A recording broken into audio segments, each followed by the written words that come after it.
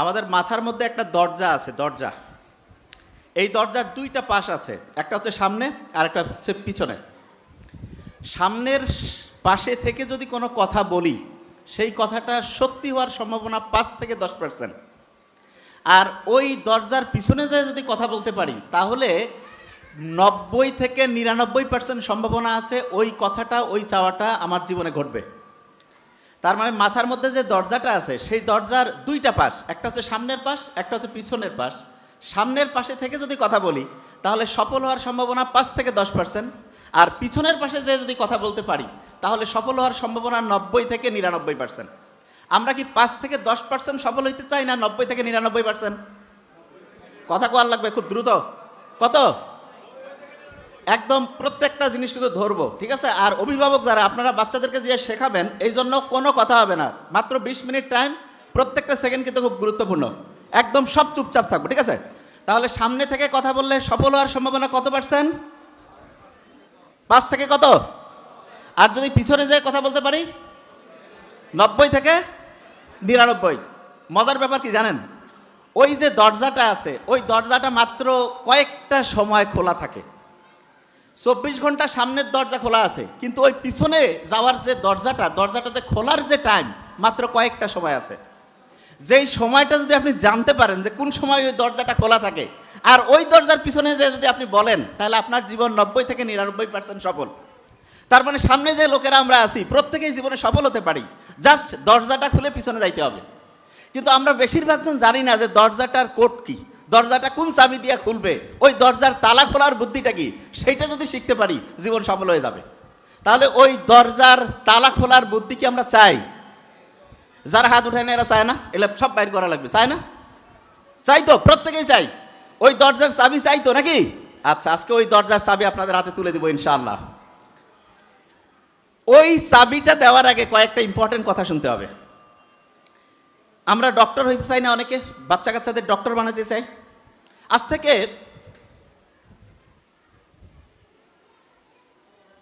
প্রায় 70 বছর আগে, প্রায় 70 বছর আগে, 1946 সাল, যখন পাক ভারত উপমহাদেশ এক ছিল, 45-এ ওই যে বোমা পড়লো, যুদ্ধ বন্ধ হয়ে গেল, দ্বিতীয় বিশ্বযুদ্ধের কথা বলতেছি। তারপরে 46 সালে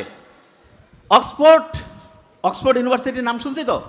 অক্সফোর্ড ইউনিভার্সিটিতে মেডিকেলে ঢুকছে। অক্সফোর্ড, ওইখানে মেডিকেলে পড়ার মতো জায়গা আছে। অক্সফোর্ড ইউনিভার্সিটির মেডিকেল সেক্টরে ঢুকছে একজন স্টুডেন্ট। ঢুকে সে বই পড়তেছে। পড়তে পড়তে তাকে এসে একজন একটা কাগজ দিল। সেই কাগজে সে একটা আর্টিকেল পড়তেছে। সেই আর্টিকেলটা কি? যে একটা মানুষ 1 মাইল কখনোই 4 মিনিটের কম সময় দৌড়াইতে পারবে না। ওই আর্টিকেলের মধ্যে লেখা, এখন যেমন পেপার পত্রিকা থাকে, ওই সময় ওই আর্টিকেলে লেখা 4 মিনিটের কম সময়ে 1 মাইল কেউ দৌড়াইতে পারবে না। ওই স্টুডেন্ট ওই জিনিসটা পড়ার পরে চিন্তা করতেছে, আচ্ছা মেডিকেল সায়েন্সের যত বই আছে, এই বইগুলো ভালো করে পড়ি তো। পড়তে পড়তে দেখি তো কোনো জায়গায় লেখা আছে কিনা যে 4 মিনিটের কম সময় 1 মাইল মানুষ দৌড়াতে পারবে কিনা। ভালো করে সে পড়া শুরু করলো। পড়তে পড়তে গিয়ে দেখে না, এরকম কোনো কথা কোনো জায়গায় নাই যে 4 মিনিটের কম সময় মানুষ 1 মাইল দৌড়াতে পারবে না। তখন সে কি করলো, যে মানুষের 2000 বছরের একটা ভ্রান্ত ধারণা, মুহাম্মদ সাল্লাল্লাহু আলাইহি ওয়াসাল্লাম যখন আসছে তারও কয়েকশো বছর আগের থেকে মানুষের ধারণা, যে মানুষকে যেভাবে ডিজাইন করছে, এই ডিজাইনটা এমন যে কোনো মানুষ 1 মাইল 4 মিনিটের কম সময় দৌড়াইতে পারবে না। অক্সফোর্ডের ওই স্টুডেন্ট তখন বইপত্র পড়ে সে চিন্তা করলো, আমি এই রেকর্ড ভাঙবো। এই রেকর্ড ভাঙবে, তা সে তো মেডিকেলের স্টুডেন্ট, সে ভাঙবে, এটা কেউ বিশ্বাস করবে? সে কি করলো, ওই স্টুডেন্ট সকালবেলা প্রত্যেকদিন দৌড়ানো শুরু করলো। প্রত্যেক দিন 3 মাস দৌড়াইলো, 6 মাস দৌড়াইলো, 1 বছর দৌড়াইলো, 2 বছর দৌড়াইলো, 4 বছর দৌড়াইলো, 8 বছর দৌড়াইলো। 1954 সাল একটা দৌড় প্রতিযোগিতা হচ্ছে। দৌড় প্রতিযোগিতায় যখন ফিনিশ লাইনে যায়, মানে 1 মাইল দৌড়ানো শেষ হয়েছে, তখন যিনি কমেন্ট্রি দেয়, যখন বক্তব্য দেয়, উনি একটা শব্দ উচ্চারণ করছে, 3। মানুষ অবাক হয়ে গেছে, কি ব্যাপার? 3 কোনোদিন কোনো মানুষ 4-এর কমে দৌড়াইতে পারে নাই। যখন উনি 3 বলছে, সবার মাথা খারাপ হয়েছে, কি ব্যাপার? তারপরে উনি বলল 3 মিনিট 59.4 সেকেন্ড। মানেটা কি? মানে হচ্ছে মানুষের ইতিহাসে আদম আলাইহিস সালাম থেকে শুরু করে যত মানুষ দৌড়াইছে, তার মধ্যে নবী রাসূলরা কিভাবে দৌড়াইতো সেটা তো রেকর্ড নাই। যতদিন থেকে রেকর্ড এসেছে, এমন কোনো মানুষ ছিল না যে 4 মিনিটের কম সময় 1 মাইল দৌড়াইতে পারছে। উনি ওই প্রথম মানুষ যিনি 3 মিনিট 59.4, তার মানে 60 সেকেন্ডের একটু কম সময় 1 মাইল দৌড়াইছে। এবং যে প্রথম দৌড়াইলো উনি কিন্তু কোনো প্রফেশনাল দৌড়বিদ ছিলেন না, মেডিকেলের একজন স্টুডেন্ট, এবং যার নাম হচ্ছে রজার ব্যানিস্টার। কি নাম? Roger Bannister. ব্যারিস্টারের মতো মনে হয়, ব্যানিস্টার, রটা ন করলে হবে ব্যানিস্টার, ব্যারিস্টারের মতো ব্যানিস্টার। উনি যখন এটা দৌড়ানো শেষ করলো, সবাই তো তাজ্জব, কিরে অলিম্পিক কিসের কি, এথেন্সে আবিষ্কার হওয়া অলিম্পিক, মানুষ খালি 4 বছর পর পর দৌড়াচ্ছে, মেডিকেলের একজন স্টুডেন্ট আসি গেম চেঞ্জ করে দিল। তখন সবাই বলতেছে যে ইনি নিশ্চয়ই কোনো আশ্চর্যজনক ক্যাপাসিটির অধিকারী, এই জন্য এটা করতে পারছে। এই চিন্তা ভাবনা করতেছে মানুষজন, লেখালেখি করতেছে। 1 সপ্তাহ গেল, 15 দিন গেল, 1 মাস না যাইতে আরেকজন ভেঙে ফেলছে, 3 মাস না যাইতে কয়েক ডজন ভেঙে ফেলছে। এবং এখন যে আমি কথা বলছি, কয়েক হাজার মানুষ 4 মিনিটের কম সময়ে 1 মাইল দৌড়েছে। অনেকের মাথায় বোধহয় প্রশ্ন আসতেছে যে রজার ব্যানিস্টার কি এমন জাদু করলো যে তখনকার 1 মাসের মধ্যে 2000 বছরের ইতিহাস ভেঙে ফেললো? কি কারণ ছিল? একটা কারণ। আমি যখন ডকুমেন্টারিটা দেখছিলাম তখন আমার মনে হলো, এনারা বলছে যে বিশ্বাস রাখতে হয়, বিশ্বাস। মনের মধ্যে একটা ব্যারিয়ার আছে, একটা হচ্ছে ভ্রান্ত বিশ্বাসের গেট আছে, সেই গেটটা এত শক্তিশালী, ওইখানে যদি কেউ চিন্তা করে আমি এটা করতে পারবো না, তখন কেউ পারে না। রজার ব্যানিস্টার যখন প্রথম ওই গেটটা ভেঙে দিল, এই খচর মচর, রজার ব্যানিস্টার যখন প্রথম ওই গেটটা ভেঙে দিল, মানুষ বিশ্বাস করলো যে না, মানুষের তো এটা সম্ভব। এবং তারপরে 1 মাস সময়ের মধ্যে ভাঙা শুরু হলো, 3 মাসের মধ্যে কয়েক ডজন ভাঙলো, আর এখন কয়েক হাজার মানুষ 4 মিনিটের কম সময় 1 মাইল দৌড় কমপ্লিট করতে পারছে।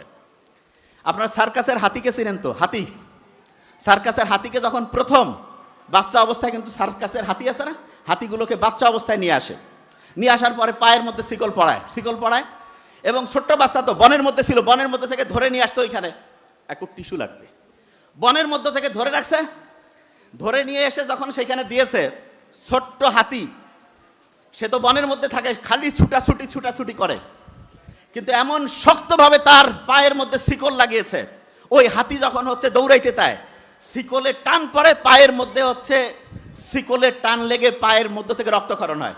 এরকম করে 7 দিন, 15 দিন, 1 মাস, 6 মাস চেষ্টা করার পরে সে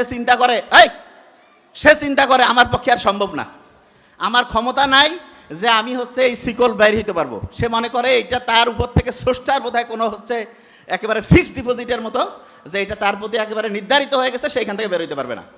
এই জন্য সার্কাসে অনেক সময় আগুন লাগে, সার্কাসের মধ্যে, সার্কাসে যখন আগুন লাগে, একটা গোটাল বাউন্ডারি আছে, ওই বাউন্ডারির মধ্যে কিন্তু হাতিগুলো খেলা দেখায়। আগুনে যখন চতুর্দিকের সব জায়গা পুড়ে যাচ্ছে, সার্কাসের সেই হাতিগুলো যে প্রচণ্ড শক্তিশালী, সে যদি চাইতো গোটাল প্যান্ডেল সে হচ্ছে যে উপরায় নিয়ে সামনে চলে যাইতে পারতো, কিন্তু মাথার মধ্যে যে ছোট্টবেলায় ঢুকছে, যে শিকলে টান পড়লে ঠ্যাঙের মধ্যে এমন প্রেসার হয়, রক্তক্ষরণ হয়, ওই ভয় যে মাথার মধ্যে ঢুকছে, সেই ভয়ের কারণে প্যান্ডেলের মধ্যে থাকা ওই হাতি দেখা যায় আগুন তাকে গ্রাস করতেছে, তারপরে সে আরো আস্তে আস্তে ভিতরে যায় এবং শেষে আগুনে পুড়ে ছাই হয়ে যায়।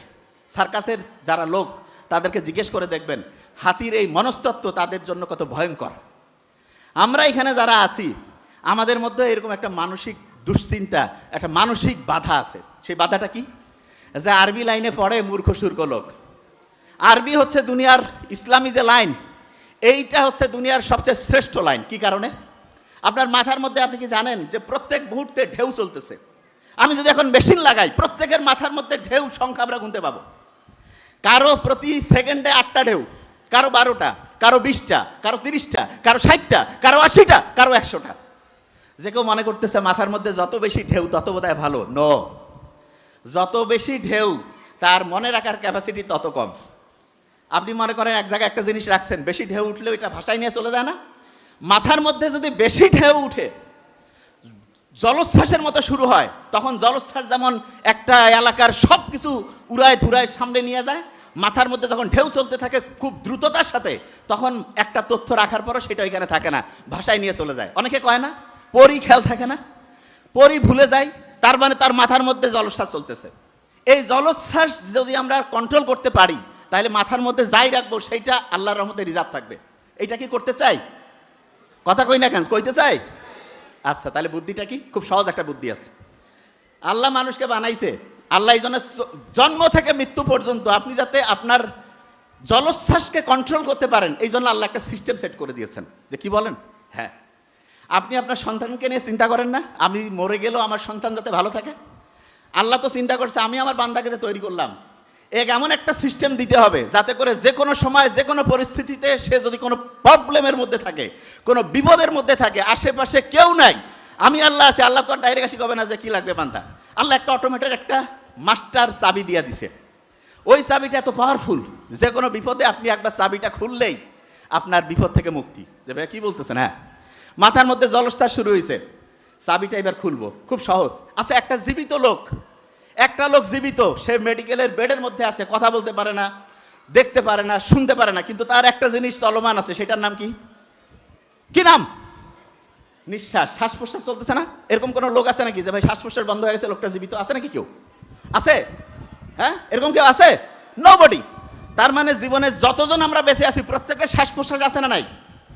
এই শ্বাস প্রশ্বাসের যে কন্ট্রোল, এইটা আল্লাহ আমাদের হাতে দিয়েছে। একটু করি তো আমরা, বুক ভরে শ্বাস নেই,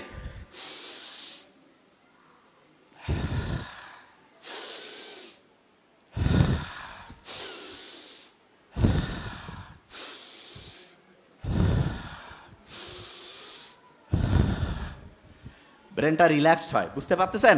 ব্রেনটা কি হয়? রিল্যাক্সড। ব্রেনটা এখন জলোচ্ছ্বাসটা ঠান্ডা হইলো।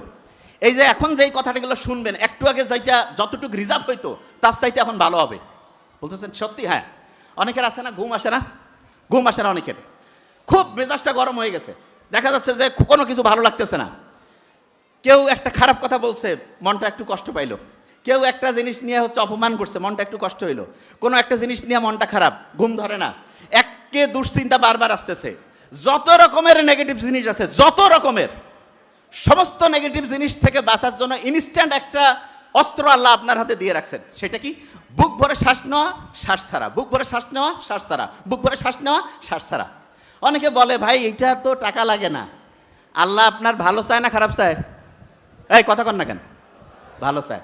আল্লাহ যে আপনার ভালো চায়, আপনি যে আপনার বাচ্চার জন্য এত কিছু করেন, টাকা নেন? হ্যাঁ, টাকা নেন? যে বাবা তোমাকে এত মানুষ করতেছি, টাকা পয়সা কিছু দাও, নেন কি কেউ? নেই না। আল্লাহ যে আমাদের এত পছন্দ করে, এই জন্য আল্লাহ কি করলো? ফ্রি অফ কস্ট, কোনো টাকা পয়সা লাগবে না, সবচেয়ে দামি জিনিসগুলো দিয়েছে। তার মধ্যে এক নাম্বার দামি জিনিস হচ্ছে শ্বাসের কন্ট্রোল। শ্বাসের কন্ট্রোল। আচ্ছা, যখন আমি বুক ভরে শ্বাস নেই, আচ্ছা এখন কি কেউ আছে যে শ্বাস না নিয়ে আছে এমনিতে? এতক্ষণ শ্বাসের কথা বলার আগে কেউ কি ছিল এরকম যে শ্বাস না নিয়ে আসেন? নাই, কাউকে বলা লাগে যে ভাই তুমি একটু শ্বাস নাও, না হলে কিন্তু হচ্ছে যে কিছুক্ষণের মধ্যে মরে যাবা? কাউকে কি বলা লাগে? বলতে হয়? অটোমেটেড, আল্লাহ অটোমেটেড করেছে। কারণ মানুষই যে খারাপ। বিএনপির সময় না হলে আওয়ামী লীগের লোক এসে তুই শ্বাস নিয়ে আর পাবো না, শ্বাস বন্ধ। আওয়ামী লীগের সময় বিএনপির লোক কইতে ভাই তুই এখন নিয়ে আর পাবি না, সব লোক মরে যেত। দেখেন আল্লাহ কত সাইন্টিফিক।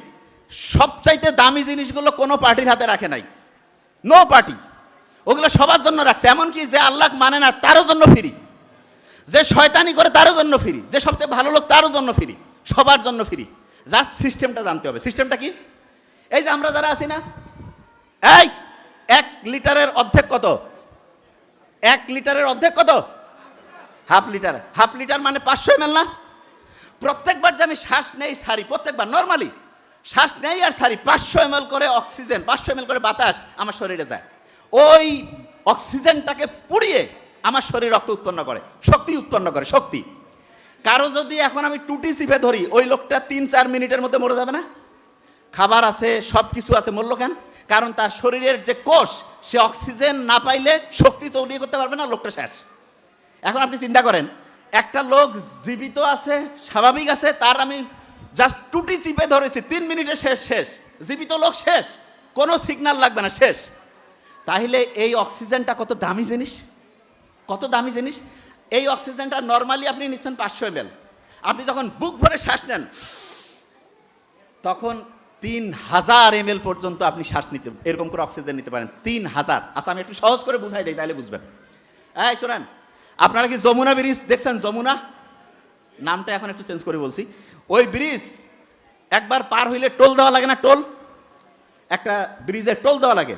ঠিক তেমনি করে আপনি যখন একবার শ্বাস নেন, আপনার শরীরে একটা মৃত অংশ আছে, মৃত অংশ, যে ভাই কি কন জীবিত দেহে আবার মৃত অংশ আছে, ওই অংশ 150 ml মানে 1.5 টাকা বলি না, 150 টাকা বুঝি না, 150 ml ওই মৃত অংশে দিতে হয়, আর বাকিটা যাবে জীবিত অংশে। শুনেন, খুব ইম্পর্টেন্ট।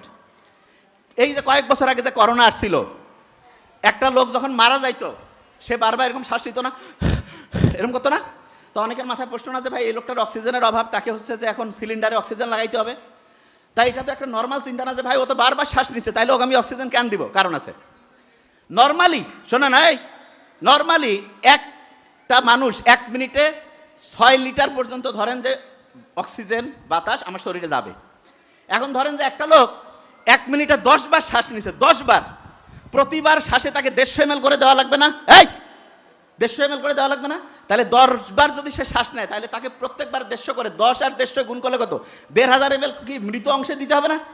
মৃত অংশে যেটা দিবেন সেটাতে লাভ হবে না, আপনাকে দিতে হবে জীবিত অংশে। এবার চিন্তা করেন তো, একটা লোক 1 মিনিটে 40 বার শ্বাস নিচ্ছে, এরকম করতেছে, তাহলে প্রত্যেকবারে 150 করে, 40 গুণন 150, 6000 হয় না?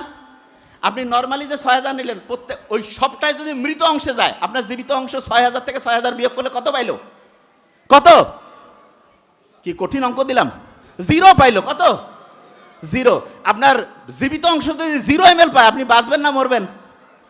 তখন আপনাকে আলাদা করে আমরা সিলিন্ডারের মধ্যে অক্সিজেন দিয়া কই যে একটা, আমরা ডাক্তাররা জানি এত স্পিডে অক্সিজেন দাও, ক্যালকুলেশন করি আমরা শ্বাসকষ্টের হিসাব করে, ওই রকম ওইখানে একটা নব আছে ঘুরানোর মতো, ওইখানে অটোমেটিক আমরা যাকে যে এরকম আর কম বেশি করে নিজে মাস্তানি করে সিলিন্ডারে অক্সিজেন লাগাই দিয়েন না, বেশিও খারাপ কমও খারাপ, এটার হিসাব আছে। তো ওইটা দিলে তখন দেখা যাচ্ছে লোকটা আস্তে আস্তে আস্তে ঠিক হইলো, বেঁচে গেল। যে জিনিসটা বলতেছিলাম, আপনি এই যে অক্সিজেন যখন বুক ভরে শ্বাসটা নিলেন, তখন আল্লাহর রহমতে প্রত্যেকটা কোষ ঠিকভাবে অক্সিজেন পাইলো, শক্তি উৎপন্ন হইলো, আপনার মাথা চাঙ্গা, শরীর চাঙ্গা, যেই কাজটা করবেন অসাধারণ হবে। অনেকে কয় না ভাই এই লোকটা দেখে মনে হচ্ছে মনমরা চেহারা। আচ্ছা, একটা লোকের চেহারা দেখলাম না, বুঝি না যে খুশি না বেজার? চেহারা, অন্য কিছু দেখা লাগবে না, চেহারার দিকে আপনি দেখেন আল্লাহ কি জিনিস বানাইলো। একটা কম্পিউটারের দিকে দেখে আমরা কি বলতে পারি যে এর কি অসুবিধা? আল্লাহ কি জিনিস বানাইলো, কথা কোয়া লাগবে না, কিচ্ছু না, খালি চেহারার দিকে দেখবেন, হাসতেছে, মনটা খুশি, একটু মুস্কি হাসতেছে, আরো খুশি। কেউ হচ্ছে যে মেজাজ গরম করে, কি ভাই তোমার কিছু হয়েছে, বলা লাগে না। চেহারার মধ্যে আল্লাহ দেখেন কি সিস্টেম করছে, এবং চেহারা দেখে আপনি বুঝতে পারেন অনেক ক্ষেত্রে যে এই লোকটা ভালো না খারাপ। অনেকে আছে না, এসে আপনাকে মিষ্টি মিষ্টি কথা বলতেছে, কিন্তু আপনার মনে হচ্ছে এই লোকটা আপনার ভালো চায় না, এরকম ফিলিংস হয় না অনেক সময়? হয় কি না? এবং আপনি শুনলে অবাক হবেন, 95 থেকে 99% আপনার কথা ঠিক। যে ভাই আপনি কি বলতেছেন? না, যে কোনো ক্ষেত্রে যদি দেখেন কেউ আপনার সামনে মিষ্টি মিষ্টি কথা বলতেছে, কিন্তু দেখতেছেন যে আপনার মনে হচ্ছে সে আপনার ভালো চায় না, এইটা 95 থেকে 99% ঠিক। যে ভাই এটা কিভাবে হয় শুনেন আগে। আপনার যে ব্রেন, এই যে খুলির মধ্যে বসায় রাখছে আল্লাহ, এইটার চাইতে শক্তিশালী একটা ব্রেইন আছে পেটের মধ্যে রাখছে। যে ভাই আপনি কি বলছেন? হ্যাঁ, পেটের মধ্যে একটা ব্রেইন বসানো আছে। যে ভাই সারা জীবন তো মাথার কথা শুনছি, পেটের মধ্যেও ব্রেইন? হ্যাঁ, পেটের মধ্যে যে ব্রেইন, ওইখানে অনেক ব্যাকটেরিয়া আছে। টক দই খাই না আমরা, দইয়ের মধ্যে উপকারী ব্যাকটেরিয়া আছে। সেটা কি করে জানেন? ওই পেটের মধ্যে যদি ব্রেইনটা, মনটা খুশি থাকে, চাঙ্গা থাকে, তখন সে তাকে সিগন্যাল পাঠায় হেড অফিসে, হেড অফিসে সিগন্যাল পাঠায় বলে আমি ভালো আছি। তখন এ তুমুল উদ্যমে, মনে করেন আপনি এখানে আছেন, আপনি বাসায় শুনলে আপনার আব্বা আম্মা ছেলে মেয়ে মেসেজ করছে আপনাকে যে আমরা ভালো আছি, আপনার কাজের গতি ভালো থাকবে না খারাপ? বলেন না কেন? আর আপনার হঠাৎ করে একটা মেসেজ আসলো যে কারো বাড়িতে সমস্যা, আপনার মনটা কি ভালো থাকবে? তাহলে মাথার এই খুলির মধ্যে মেসেজ আসে পেটের মধ্যে যে ব্রেইন আছে সেইখান থেকে। যখনই পেটের মধ্যে থেকে মেসেজ আসলো যে আপনার পেটের মধ্যে থেকে মেসেজ আসলো সে ভালো আছে, আপনার মনটা চাঙ্গা হয়ে গেল, দেখবেন যে মনটা খুব খুশি হয়ে খুব সুন্দরভাবে কাজ করছে। কোনো কারণে পেটের মধ্যে দেখবেন যে ডিস্টার্ব হয়েছে, কিভাবে ডিস্টার্ব হয় সেটা দেখবেন এখনই। পেটের মধ্যে যখনই ডিস্টার্ব, সাথে সাথে ব্রেইনে সিগন্যাল আসলো সে ভালো নাই, আপনি দেখবেন যে পড়তেছেন, পড়া মনে হচ্ছে না, একটা জিনিস খেয়াল করার চেষ্টা করতেছেন, হচ্ছে না। অনেকেই বলে যে ভাই পেটের মধ্যে হঠাৎ করে এরকম খারাপ অবস্থা কিভাবে হয়? শোনেন, ফাস্ট ফুড খায় কারা কারা, একটু হাত উঁচু করি তো। ফাস্ট ফুড, হ্যাঁ, এত কম, আরো বেশি টাকা লাগবে। হ্যাঁ, ভেরি ফাইন, আচ্ছা ঠিক আছে। ফাস্ট ফুড খাইলে মৃত্যু ফাস্ট হবে। ফাস্ট ফুড ফাস্ট ডেট, দ্রুত রান্না হচ্ছে, রান্না তো নাই না, শুনেন আগে ঘটনাটা। এই ফাস্ট ফুড যখন আপনি খাইলেন, আপনার শরীরের ভিতরে, শোনেন, আপনার শরীরের মধ্যে যে উপকারী ব্যাকটেরিয়া আছে না, আজ থেকে 100-150 বছর আগে কি ফাস্ট ফুড নামে কোনো ফুড আমাদের বাপ দাদা পূর্বপুরুষরা খাইছে? খায় নাই। আচ্ছা আপনি চিন্তা করেন তো, আপনার বাসায় একজন অপ্রয়োজনীয় লোক আসছে, আপনি সারা জীবনে শুনেন নাই যে সে আপনার 14 পুরুষে কারোর সাথে কানেকশন ছিল, আসি বাসায় বসিয়ে আছে, মেজাজটা কেমন হবে? কিরে ভাই কোন জায়গা থেকে আসলো? এবং শুনলেন যে এসে সে আবার বাড়ির কিছু জায়গা দখল করে নিবে, এবং আপনার বাড়ির দুইজন খুব বিশ্বস্ত লোক তাকেও থাপ্পড় মারি বাইর করে দিছে, তাইলে ও কি আপনার জন্য ভালো না খারাপ? কথা কন না কেন? খারাপ। আপনার পেটের মধ্যে যখন ফাস্ট ফুড ঢুকলো, এরা যে কি করে জানেন? প্রথম যে থাপ্পড় মারে ওইখানকার উপকারী যে ব্যাকটেরিয়া, যেটা আমার জন্য সবচেয়ে দামি, সেই ব্যাকটেরিয়াকে কষে থাপ্পড় মারে। থাপ্পড় মারার পরে কি হয় জানেন? থাপ্পড় মারার পরে সে ওইখানে তার দল পাকায়। দল পাকায় সে চিন্তা করে যে একে যদি আমরা একবার কন্ট্রোলে আনতে পারি, তাহলে এর পরের খাবারটা সে এইটাই খাইতে চাবে, তারপরেরটা এইটা খাইতে চাবে, আস্তে আস্তে আমরা এখানে আমাদের গ্রুপের মধ্যে লোক বাড়াবো। এবং সেই জন্য তারা কি করে জানেন? খাবার সময় খুব টেস্ট লাগে, খাবার সময় খুব টেস্ট। দেখবেন যারা ফাস্ট ফুড খায় তাদের বাড়ির টাটকা ডাল, সবজি, মাছ কয় ভালো লাগে না, ও বার্গার, ফুচকা কি কি আছে না ফালতু মার্কা খাবার, এগুলো আনি দিবেন, কবে খুব টেস্ট লাগতেছে। কেন?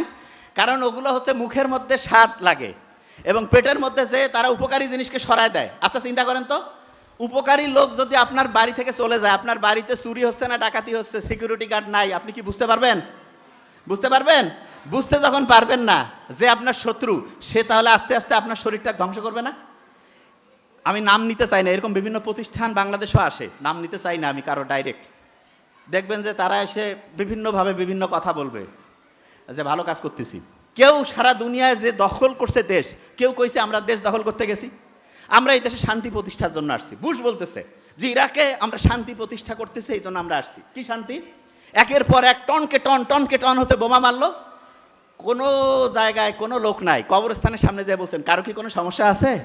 বলছে না ভাই, দেখেন আমরা কত শান্তি করছি, কোনো হাঙ্গামা নাই, কোনো স্লোগান নাই। এবং এই আলোচনা করতেছে কোথায় গিয়া? কবরস্থানে।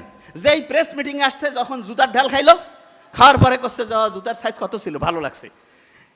আপনি চিন্তা করেন, একটা দেশ যখন আরেকটা দেশকে দখল করে, কোনোদিন বলছে আমরা এই দেশ দখল করতে গেছি? বলছে না, আমরা এই দেশের কি করতে গেছি? এই দেশটা আমরা ভালো করতে চাই। বাবা তোমার এত ভালো করার ইচ্ছে, তুমি নিজের দেশ ভালো করো না কেন? মায়ের চাইতে মাসির দরদ বেশি, শয়তানির আরেকটা নামান্তর। কোনোদিন খেয়াল রাখবেন, এই বেসিক ফর্মুলা খেয়াল রাখবেন। আপনার নিজের ভাইয়ের চাইতে পরের ভাই ভালো? শয়তানি কিছু কথাবার্তা আছে না, তার মধ্যে একটা কথা বলি, আপনের চাইতে পর ভালো, পরের চাইতে জঙ্গল, সবচাইতে বড় শয়তানি কথা। আল্লাহর নবী ইসলাম বলে গেছে রক্তের সম্পর্ক ছিন্ন করো না, আত্মীয়তার সম্পর্ক রক্ষা করো। আর শয়তান বদমাইশ এসে করছে নিজের চেয়ে পর ভালো, পরের চেয়ে জঙ্গল ভালো। এবং এইরকম পরের চেয়ে জঙ্গল ভালো বানাইলো, কারণটা কি এটা বুঝতে হবে। একটা ফ্যামিলিতে যখন আব্বা আম্মা ভাই বোন সবাই মিলে মুরব্বীরা থাকে, শয়তান ওই জায়গায় যে আস্তানা কাটতে পারে না, কারণ শয়তানের শয়তানি বড়রা ভালো করে জানে। এই জন্য কি সিস্টেম, ওল্ড হোম বানাইছে, বুড়া বুড়ি যারা হচ্ছে একটা ফ্যামিলির security incharge, commander in chief, ওগুলাক যদি দূরে সরাই দেওয়া যায়, নতুন আব্বা আম্মা এ তো জানে না, বলতেছে যে এটা ভালো, আব্বা আম্মা সরাই দিল, শয়তান আসি বাসার মধ্যে ঢুকলো। এবং শয়তান যখন বাসার মধ্যে ঢুকবে, শয়তান কি আপনাকে শক্তিশালী করবে না দুর্বল? এই কথা কন না কেন? দুর্বল।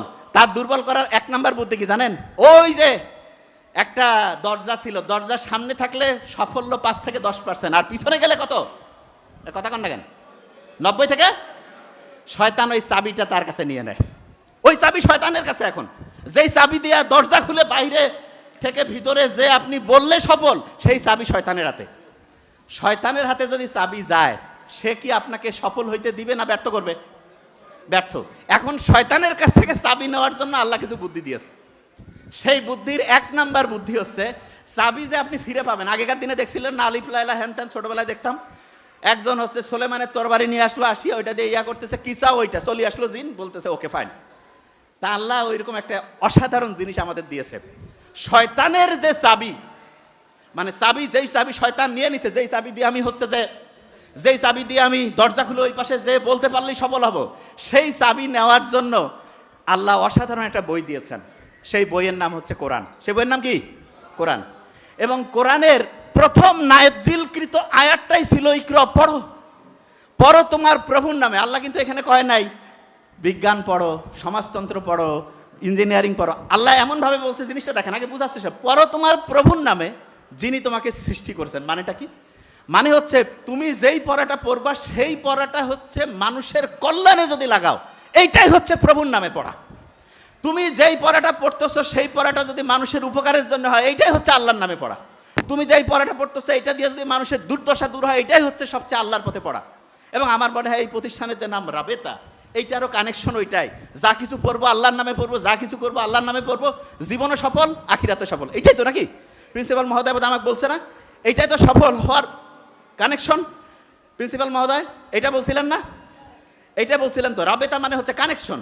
তাহলে এই কানেকশনটা আমরা এমনভাবে করতে চাই, দুনিয়া এবং আখেরাত এইটা হচ্ছে, এই দেখেন আমার হাতের এই যে দুইটা আছে না, একটার সাথে আরেকটা এরকম না, দেখতে পাচ্ছেন?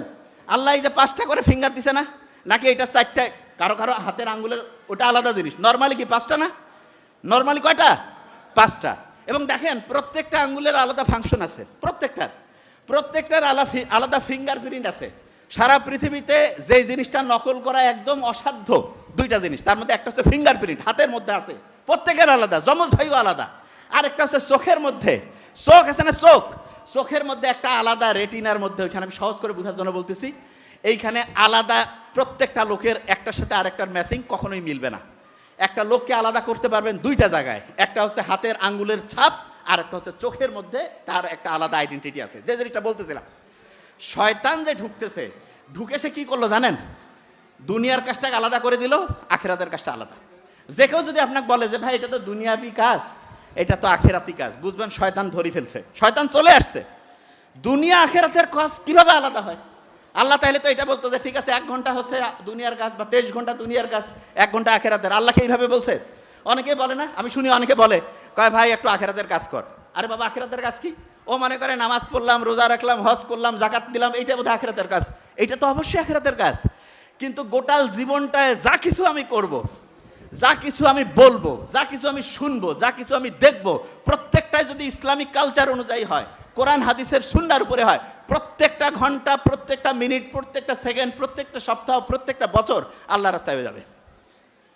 তার মানেটা কি? তার মানে হচ্ছে আপনি যখন প্রত্যেকটা কাজ ইসলামের সাথে সম্পৃক্ত হয়ে কানেক্টেড হয়ে করবেন, শয়তান ঢুকতে পারবে? ওই যে নামাজে যখন দাঁড়াই, বলে না যে একজন আরেকজনের একেবারে, অনেকে তো বলে যে একদম কাঁধে কাঁধ মিলাও, নাইলে ভিতর দিয়ে শয়তান ঢুকবে। আপনি চিন্তা করেন তো, একটু ফাঁকা জায়গা পায় যদি শয়তান ঢুকে, আপনি দিনে 24 ঘন্টা 1 ঘন্টা নামাজ পড়তেছেন, 23 ঘন্টা ফাঁকা, শয়তান তো কবে এই লোকে দরকার আমার, একে দরকার, কারণ 23 ঘন্টা একটু ফাঁকা দিয়ে সে ঢুকে। 23 ঘন্টা টাইম যদি আপনি ফাঁকা পায়, তাহলে থাকবে না, একেবারে জীবন ধ্বংস হয়ে যাবে। তাহলে এই জায়গা থেকে বের হওয়ার জন্য বুদ্ধিটা কি? বুদ্ধি হচ্ছে চাবিটা শয়তানের কাছ থেকে নিতে হবে। চাবিটা নেওয়ার জন্য প্রথম যে কাজটা করতে হবে, নাম্বার 1 নাম্বার যে কাজটা, আল্লাহর কাছে শুকরিয়া আদায় করতে হবে। কি করতে হবে বলেন? বিজ্ঞানীরা এখন দেখতেছে, কেউ যখন কোনো বিষয় নিয়ে শুকরিয়া আদায় করে, তখন সেই জিনিসটা তার বেশি পরিমাণ ভালো হইতে থাকে। যে কোনো পরিস্থিতিতে, যে কোনো অবস্থায়, যেই রকম কন্ডিশনে আপনি বেঁচে থাকেন, সবসময় আলহামদুলিল্লাহ বলবেন। যারা নামাজ পড়েন শুরু করেন কি দিয়া বলেন তো? আলহামদুলিল্লাহ। আল্লাহ শুকরিয়া আদায় করবেন, আল্লাহ বাড়ায় দিবে। আচ্ছা, আপনি চিন্তা করেন তো, আপনার 2টা বাচ্চা আছে, 2টা বাচ্চাকে আপনি এরোপ্লেন নিয়ে আসছেন, বই নিয়ে আসছেন, একটা বাচ্চা দেখে রাখি দিল, আর একটা বাচ্চা কিছু, বাবা এত ভালো, মা এত ভালো, এত সুন্দর, আপনি এরপরে কাজ জন্য বেশি আনবেন বলেন তো? এই বলেন না কেন? যে পরের বাচ্চাটা বলতেছে বাবা এত সুন্দর জিনিস আসছো, আপনি চিন্তা করেন মা রান্না করতেছে, একটা বাচ্চা এসে বলতেছে মা এত টেস্ট হয়েছে, মা কি ওই বাচ্চাটাকে আরেকটু দিবে না? আপনি দাওয়াত বাড়িতে গেছেন, একটা খাবার খুব টেস্ট, আমি এটা করতাম, বলতাম ভাই কে রান্না করছে? কেন ভাই খারাপ হয়েছে নাকি? আমি বললাম কে রান্না করছে, নিয়ে আসেন। অসাধারণ। কসাই নিয়ে আসো। ছোটোবেলায় মানে যখন আমি মেডিকেলে পড়তাম তখনকার কথা বলছি। তার মানে এটা স্বাভাবিক যে কেউ যদি একটা জিনিসের শুকরিয়া আদায় করে, সেটা বেড়ে যায়। শুকরিয়া আদায় করলে মানুষ বাড়ায় দেয়, এবং এই বৈশিষ্ট্যটা সব ক্ষেত্রে আছে, এবং আল্লাহ শুরুই করছে এটা দিয়ে, শুকরিয়া আদায় করতে হবে। এটা 1 নাম্বার। 2 নাম্বার কি? আপনার রুটিনটা হবে নামাজের সাথে। যে ভাই এটা কেমন কথা? আচ্ছা, ইসলামী ক্যালেন্ডার অনুসারে সন্ধ্যার পরে দিন শুরু হয় না সকালের পরে দিন শুরু? হ্যাঁ, সন্ধ্যার পরে। তারাবির নামাজ যে পড়ি সন্ধ্যার পরে, আহলান সাহলান, চাঁদ দেখলাম, তারাবিতে দাঁড়ায় গেলাম। আমাদের সবচেয়ে বড় সমস্যা, শয়তান ঢুকছে এই জায়গা থেকে। ও কয় সকালে শুরু করবো, প্রত্যেকে কয় কি যে আগামীকাল সকালে উঠবো। রাত 2টার সময় সে ডায়েরি লিখতেছে, রাত 2টার সময়, যে আগামীকাল সকালে সে 5টার সময় উঠবে। শয়তান কাছে হ্যাঁ উঠবি, তুই একটু ঘুমা, তারপরে ব্যবস্থা করতেছি। 2টার সময় সে রাতে ঘুমাচ্ছে অলরেডি। এটা তো নতুন দিন শুরু হয়ে গেছে। আপনাকে মাগরিবের পরে রুটিন করবেন। এই শোনেন, যে কোনো রুটিন করবেন কখন? মাগরিবের পরে। মাগরিব থেকে রুটিন শুরু। তাহলে আপনি জানেন যে মাগরিব থেকে এসে 9টা 10টার মধ্যে আমি ঘুমাই গেলাম, তারপরে আমি 6-7 ঘন্টা ঘুমাইলাম, ভোরে উঠলাম। ওই সময় ব্রেইনে, ওই যে ভোরে যখন উঠবেন, ওই সময় শয়তান চাবি থেকে দূরে চলে যায়। আপনি পড়ছেন না? প্রথম আসমানে আল্লাহ চলে আসে, চাবি ওপেন। ওই সময় উঠে যদি আপনি আল্লাহর কাছে চান যে আল্লাহ আমার জীবন তুমি পরিবর্তন করো, আল্লাহ আমার তুমি মেধা শক্তি বাড়াও, আল্লাহ আমাকে তুমি ব্যবসায় বরকত দাও, যেই কাজটা করবেন আল্লাহর কাছে চাবেন, শয়তান তো ওই সময় নাই, কারণ শয়তান হচ্ছে ওই সময় থাকে না। শয়তান কোন সময় থাকে বলতেছি, ওই সময় আপনি নামাজ পড়লেন, চাবি খুললেন, খোলার পরে ওই যে ফজরের টাইমে যখনই আপনি আল্লাহর কাছে হাত উঠেছেন, আপনি তখন দরজার সামনে নাই, দরজার পিছনে চলে গেছেন। দরজার পিছনে যখন যাবেন, যা কিছু বলবেন 5 থেকে 10% হবে না, 95 থেকে 90%, 99%, কত পার্সেন্ট হবে? 95 থেকে 99%। এবং ওই সময় যেটা আপনি বলবেন সেইটা কবুল হবে। আর আপনি রাত 9টা 10টা 12টার দিকে যখন বলবেন, তখন শয়তান আসি কবে যে হবে হবে, ঘুম আপনার ঠিকভাবে হবে না, এবং আস্তে আস্তে আপনি ধ্বংসের দিকে যাবেন। তাহলে প্রত্যেকটা শিক্ষার্থীর জন্য মেসেজ, তাড়াতাড়ি ঘুমাবা না দেরিতে ঘুমাবা? তাড়াতাড়ি তাড়াতাড়ি। ফজরের নামাজের সময় উঠে যদি আল্লাহর কাছে চাই, তখন কি আমাদের চাবি খুঁজে পাবো কি পাবো না? চাবি খুলে আল্লাহর কাছে যেটা চাবো সেইটা সফল হওয়ার সম্ভাবনা 90 থেকে কত পার্সেন্ট? কত পার্সেন্ট?